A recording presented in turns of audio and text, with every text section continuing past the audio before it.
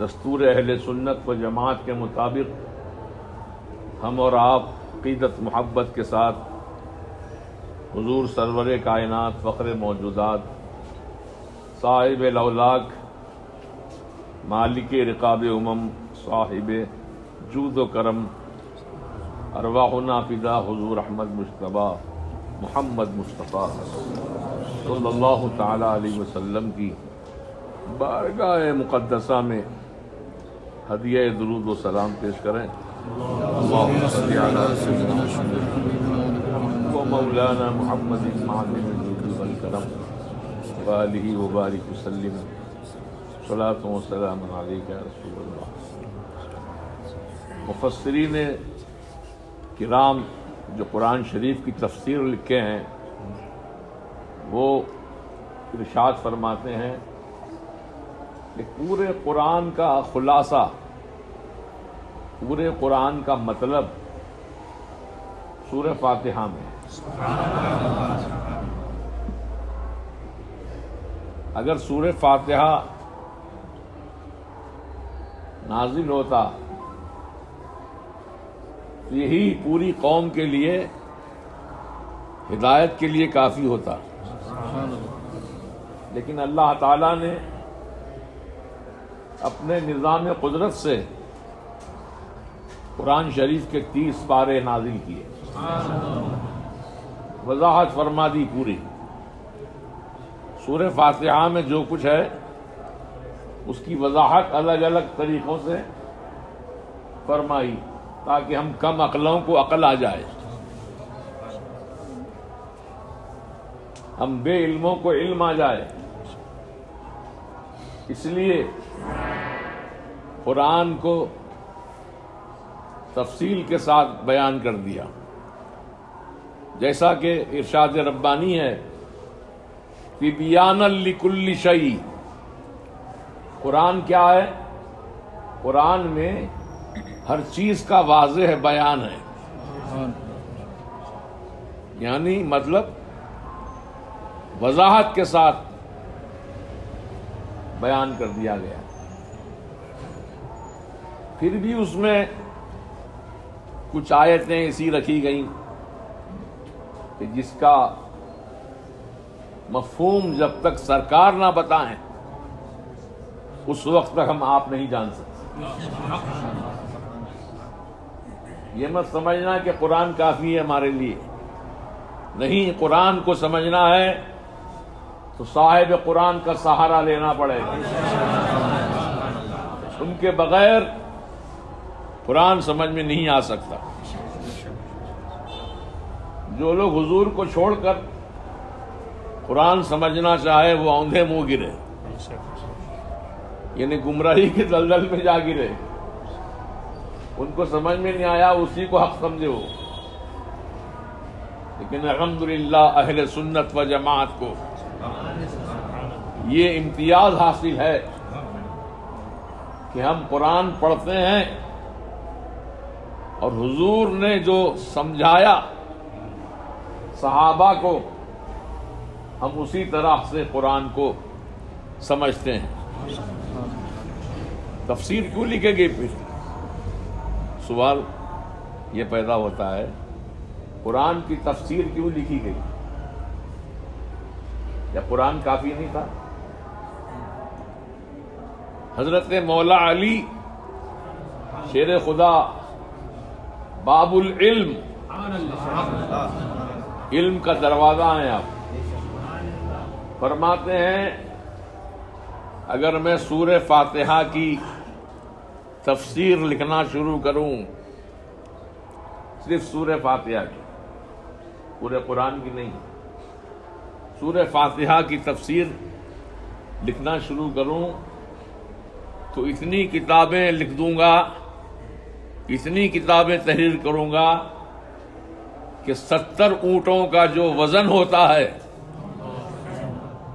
ان سے بڑھ کر وزنی کتابیں لکھ سکتا ہوں. یہ باب العلم کا علم ہے. جو مدینۃ العلم ہے ان کے علم کا کیا حال ہے؟ جو باتیں قرآن میں بیان کی گئی ہیں اس کو بہت اہمیت کے ساتھ اور غور و فکر کے ساتھ سمجھنے کی ضرورت ہے۔ اب ہم سورہ فاتحہ روز پڑھتے ہیں، سنتے ہیں نمازوں میں۔ ہر آیت، جملہ 7 آیتیں ہیں سورہ فاتحہ میں۔ کتنے؟ 7 آیتیں۔ ہر آیت اللہ تعالیٰ کے فضل و کرم سے ایسی جامع ہے کہ اس کا اندازہ ہم نہیں کر سکتے۔ جیسے پہلی آیت ہے الحمدللہ رب العالمین، اس کا معنی ہوا، مفہوم جو بیان کیا گیا، الحمد تعریف، تمام تعریفیں، تمام جتنی بھی تعریفیں ہیں، چاہے کوئی انسان کی تعریف کرے، چاہے مخلوق خدا کی تعریف کرے، یا کسی عمارت کی تعریف کرے، سب تعریفیں گھوم پھر کر اللہ ہی کی طرف جاتی ہیں۔ رب نے ایسے ہی نہیں فرما دیا کہ تمام تعریفیں اللہ تعالیٰ کے لیے۔ ایک استاد ہے، ایک شاگرد ہے۔ استاد نے شاگرد کو خوب اچھے ڈھنگ سے پڑھایا، لکھایا، قابل بنایا۔ وہ شاگرد اپنے استاد سے جو علم سیکھا وہ لوگوں کے سامنے بیان کرنے لگا تو لوگ تعریف کرنے لگے، واہ کیا علم ہے، واہ کیا بات ہے۔ تو عزیزو،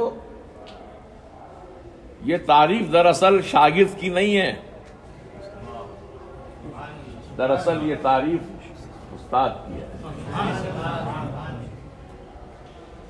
کہ میرے شاگرد کی تعریف ہو رہی ہے۔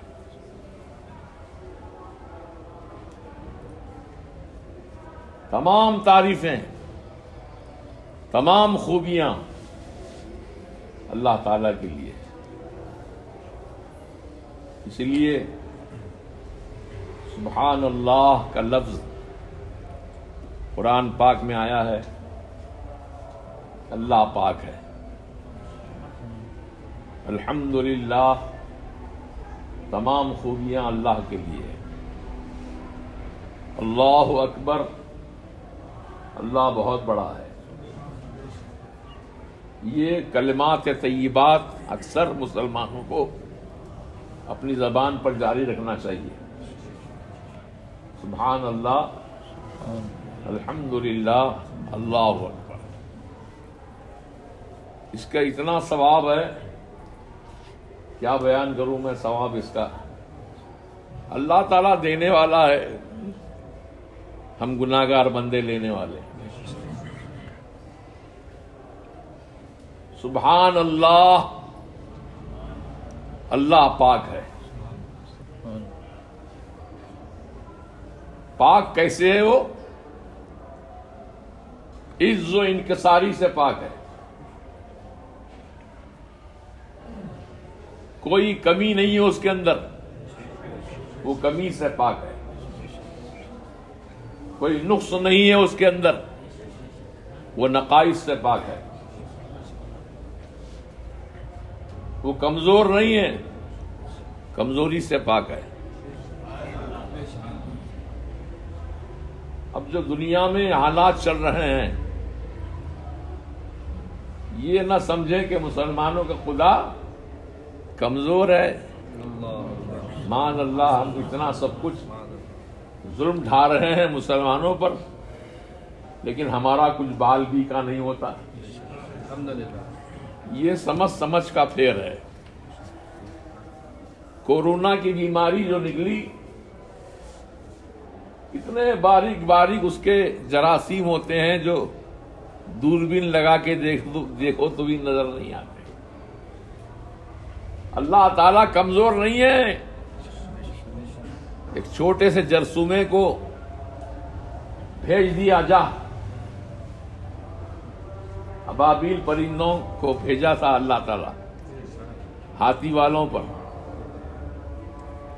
تو چھوٹی چھوٹی کنکریاں منہ میں پکڑ کے آئی تھیں، وہ کنکری پھینکتی تھی اوپر سے۔ قدرت کا نظام دیکھیے، وہ کنکری اس کے سر پہ گرتی تھی ہاتھی والے کے، وہ سر کو پھاڑتے ہوئے جسم میں گھستی تھی، اس کے جسم کے پرخ سے اڑاتے ہوئے ہاتھی کے بدن میں داخل ہوتی تھی، پھر ہاتھی کے بدن کے پرخ سے اڑا دیے، اس طرح جیسے بھوسا ہوا میں اڑاتے ہیں آپ، کیسے اڑتا ہے؟ یہ کس کی شان ہے؟ یہ اللہ تعالیٰ کی شان ہے۔ مسلمانوں کبھی اپنے آپ کو بے بس مت سمجھو کہ ہم کمزور، ہم بے کس و بے بس ہیں، ہمارا کوئی سہارا نہیں ہے، ایسا خیال ہرگز مت کرو۔ ہمارا سہارا اللہ ہے، اللہ کے رسول ہیں، غوث اعظم ہیں، غریب نواز ہیں، حضرت خواجہ قطب الدین بختیار کاکی ہیں، حضرت نظام الدین اولیاء ہیں، جتنے بھی اولیاء اللہ ہیں، ہم بابا شریف الدین ہیں، حضرات یوسفین شریفین ہیں، سیدی اعلیٰ حضرت ہیں، حضور مفتی اعظم ہیں، حضور تاج الشریعہ ہیں، کتنے سہارے ہیں۔ اللہ اکبر۔ بات بتاتا ہوں ایک آپ کو سہارے کی۔ دلی میں حضرت خواجہ نظام الدین اولیاء وہ کہیں تشریف لے جا رہے تھے، پہلا دور تھا، آبادی کم، اور ایک بنیے کی دکان تھی، بنیے کی دکان کے سامنے ایک ملنگ بابا، دیکھیں نا سوٹا پھلاتے ہیں، دے دے، وہ ملنگ بابا تھے، وہ سوٹا پھرا کے مار رہے تھے زمین پر، اور بنیے سے کہہ رہے تھے 1 روپیہ دے دے، 1 روپے کا سوال ہے، نہیں دے گا تو تیری دکان پلٹ دوں گا۔ یہی نعرہ لگاتے جا رہے ہیں۔ سہارے کیسے ہوتے ہیں دیکھیے آپ۔ تو حضرت خواجہ نظام الدین اولیاء راستہ چلتے چلتے رک گئے، اس کی آواز جو سنی، آواز سن کر رک گئے۔ کیا بول رہے ہیں؟ دکان پلٹ دوں گا؟ کیا واقعتاً اس کے اندر اتنی طاقت ہے، اتنی قوت ہے جو دکان کو پلٹ دے؟ حضرت خواجہ نظام الدین اولیاء کی نگاہیں بہت بلند تھیں، اللہ کے ولی، انہوں نے آنکھ بند کر کے دیکھ لیا اس فقیر میں کچھ بھی نہیں ہے، معاملہ سب خالی ہے۔ اس فقیر کے پیر کو دیکھا، اس کے اندر کمال نہیں ہے، ہو سکتا ہے اس کے پیر میں کمال ہوگا۔ وہ پیر بھی بے کمال نکلا، اس کے اندر بھی کوئی کمال نہیں تھا۔ پھر اس کے پیر کو دیکھا، وہ بھی بے کمال نکلا۔ اس طریقے سے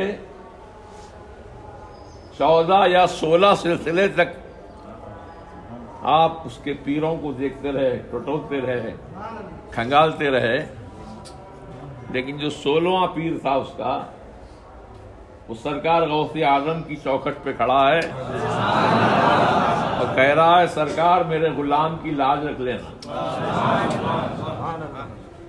میرے غلام کی لاج رکھ لینا۔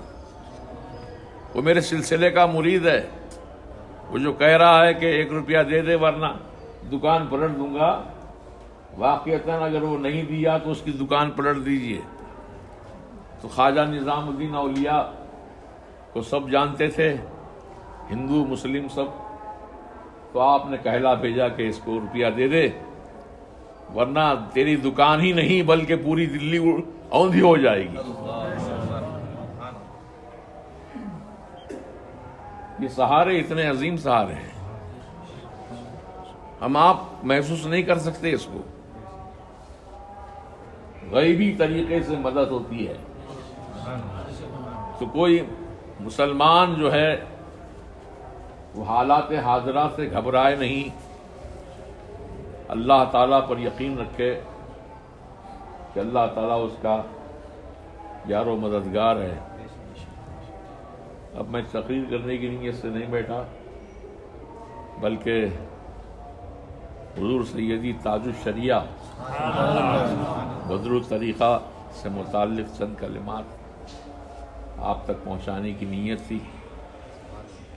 جیسا کہ آپ جانتے ہیں کہ کل بریلی شریف میں عرس تاج الشریعہ بڑی عقیدت و محبت کے ساتھ منایا گیا، اور آج حیدرآباد میں مرکز اہل سنت میں